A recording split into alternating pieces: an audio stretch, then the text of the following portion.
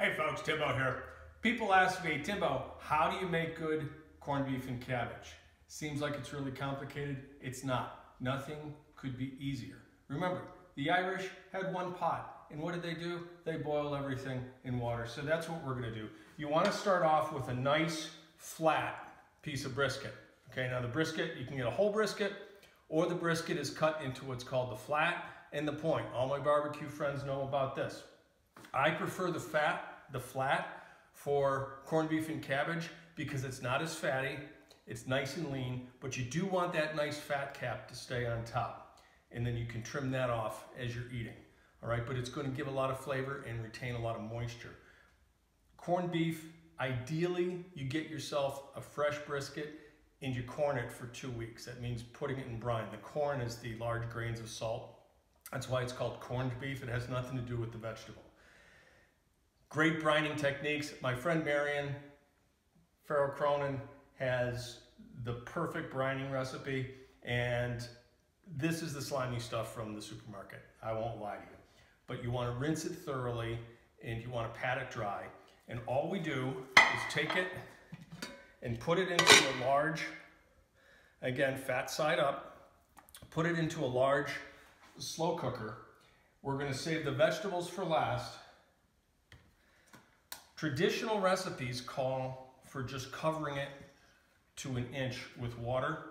I don't like to do that. I like to bump up the flavor. So what I will do is add 1 cup of beef stock. And you're also going to need 2 cans of Guinness. You can use the bottles for cooking. I prefer the cans for drinking to the bottles. Bottles are good for cooking, but you're going to need 2 cans, and I'll show you why later. So the first thing you do is you pour in 1 can of Guinness. This is going to, the alcohol will burn off, and this is going to give it a really nice, sweet, malty richness. Then we're just going to add in our spice mix.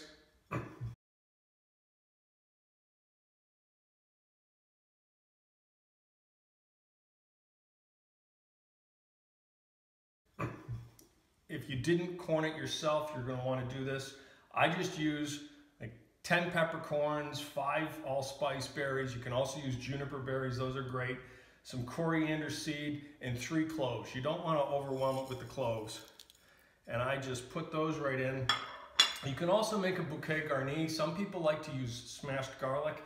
I think the garlic takes it a little too far over the top, so all I do, and this is not traditional, I'll use a sprig of rosemary. I like that flavor. 3 bay leaves, and then a generous helping of thyme. And I don't make a bouquet garni. All I do is strain out the stems at the end, and you're going to be able to take the meat out anyway, because this isn't a stew. But even if it were, what I do is I just strain out the stems and I leave the leaves in there. And then you're going to want to add your water until you're 1 inch over the top of your brisket. And once you get there, you put it in your slow cooker on medium heat. Don't use your high, use your medium heat, but bring it to a boil. And that's about 1 inch over the top. Oh, I can already smell that goodness. The herbs and the Guinness. So you put it back in your slow cooker. You put the lid on, because this is a braising technique. Just start it up onto medium heat. Bring it to a boil, and then bring it down to a simmer. Depending on the weight, this is a 3-pound brisket.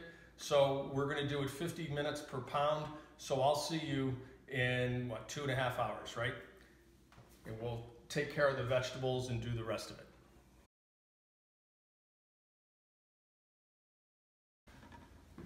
Okay, folks, it's been a couple hours, so what you're going to want to do now is put in your potatoes. And I like to use red new potatoes. They give a real nice flavor. I always leave the skin on. You can cut these in half if you want. I prefer to keep them whole because they will kind of fall apart a little bit. So just take off your lid and don't dump them in because you don't want to splash. But just put these in all around your brisket.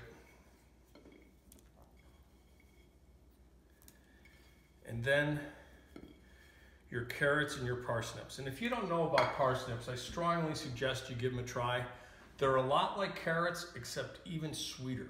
And they've got a little bit of a firmer texture, but I love parsnips.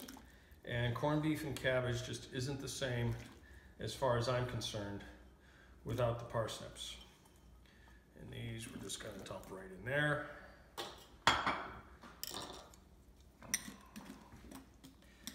And then let that go another half hour, and we're going to take our brisket out. We're gonna put in the cabbage, we're gonna leave the potatoes and the carrots and the parsnips in, and then everything will come together, because you're going to want to let that brisket rest for 20-25 minutes so that the juices all incorporate and solidify in there. You know to always rest your meat. You never slice hot meat straight out of the oven, straight out of the smoker. You always let your meat rest.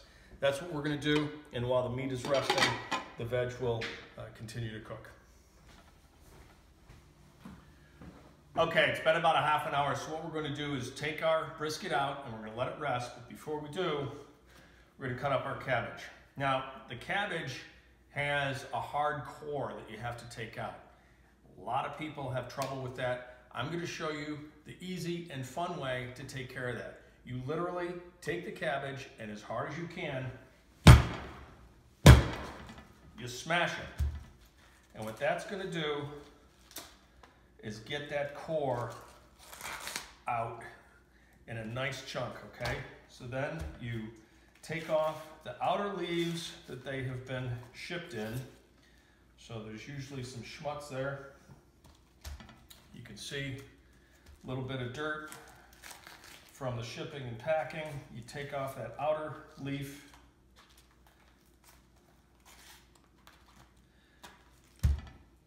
And then you take your knife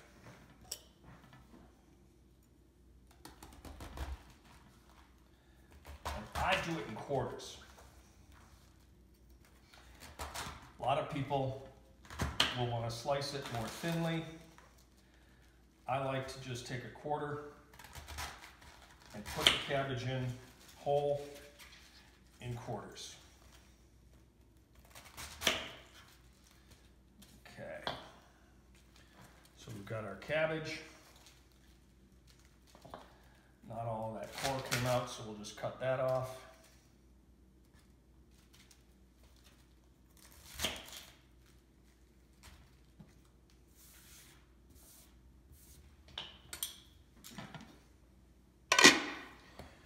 Take out our beautiful brisket. I wish you could smell this. This is so fragrant.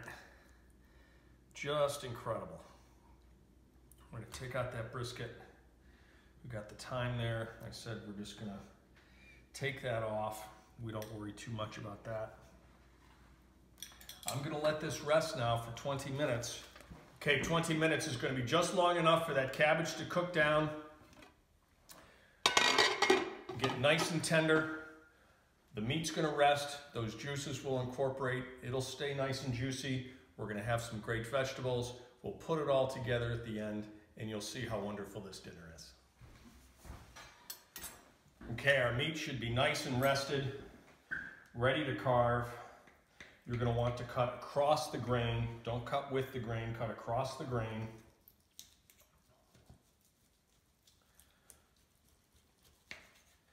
Nice thin slices. Oh, look at that. Look at that.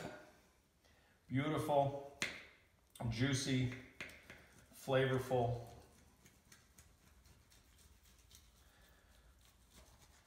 This is going to be a really nice supper.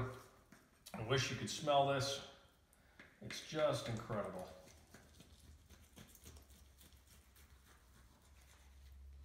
I need to get a bigger brisket knife, but this is working fine.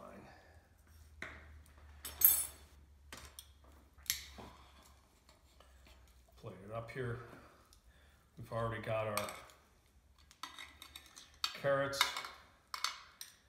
our parsnips, the cabbage, the potatoes. It's not complete without some mustard. I like Coleman's hot mustard. You can use any mustard you want. Some people like a honey mustard. I don't like it that sweet. I like the traditional hot mustard. We'll just put that on the side here to have it as we need it.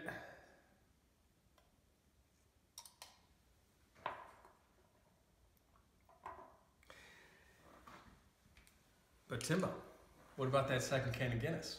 You thought I forgot. Did you forget? You can't forget the second can of Guinness. Remember, we used the first can to make our brisket. And the second can is once the meal is all together, that's when you enjoy your pint. Fela Padrig, Sona Yev, happy St. Patrick's Day, Sláinte. Nothing better. Let's try some of this.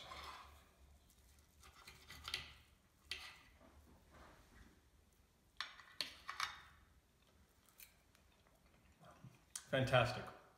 Flavorful, salty, sweet. It's got those great flavors from the coriander seed, the peppercorn, the allspice, the clove. You can just taste a little bit of spiciness in there. The herbs, the tarragon, really, that's my trick, is using the fresh tarragon. That's a flavor, you can't quite place it, but it brings it all together, just like the bay leaves. So this is corned beef and cabbage. You can see how simple it is. It's basically a prep, leave it, come back to it, and it's done type of meal. Cheers.